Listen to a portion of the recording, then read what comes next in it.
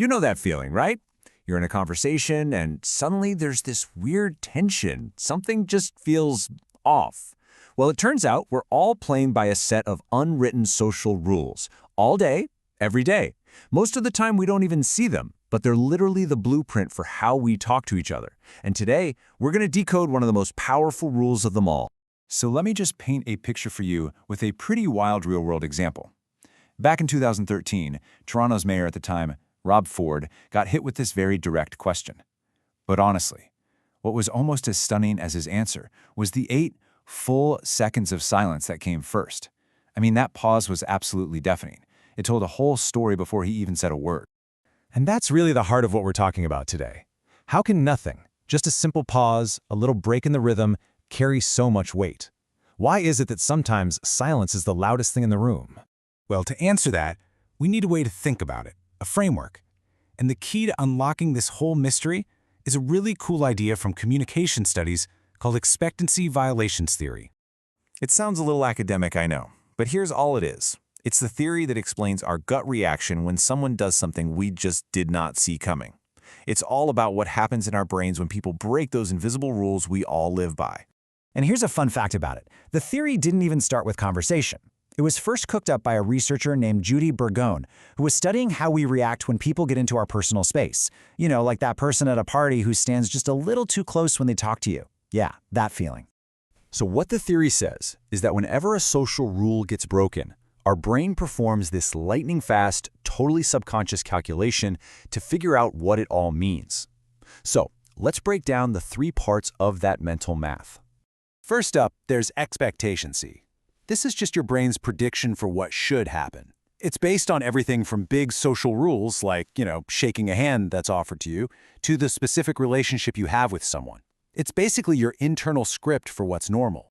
Okay, next there's violence valence. Just think of this as the good vibe or bad vibe of the surprise action itself. Is it good or is it bad? So, an unexpected compliment from a stranger, that's got a really positive valence. An unexpected insult, deeply negative valence. It's our immediate gut check on the action alone.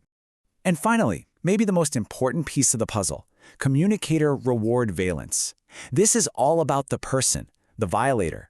Do you like them? Respect them? Are they your boss or your best friend? Our opinion of the person can completely flip how we see what they did. So let's put it all together. Bam, someone breaks a rule. Your brain instantly goes, okay, was the thing they did good or bad, and is the person who did it someone I like or not? And based on that split-second calculation, boom, you have your reaction. It all happens before you're even consciously aware of it. And this chart really nails where the theory got its start. We all have these invisible bubbles around us, right? These zones are our expectations for personal space. So when someone you just met steps into your intimate zone, well, that's a classic expectancy violation, and it usually feels pretty uncomfortable. Okay, so let's bring it back to that 8-second pause. We've got this great theory, but is there any hard scientific proof that our brains are actually wired for this stuff? Oh, you better believe there is. Get this, on average, the gap between a question ending and a reply starting is just 200 to 300 milliseconds. That is ridiculously fast. It's actually faster than the time it takes to consciously plan a word, so that speed creates this incredibly powerful hardwired expectation in our brains for a quick answer. And scientists can actually see this happen on brain scans. When we hear a fast no in response to a question, our brain lights up with this surprise signal. Why? Because our brain's default expectation is that a fast answer will be a yes. So a delay, like that 8-second pause, it flips the script. It actually prepares our brain that a negative or difficult answer is on the way. The silence itself becomes the violation and the message. So we've got the hard science on how our brains react to even a tiny delay. Now for the fun part.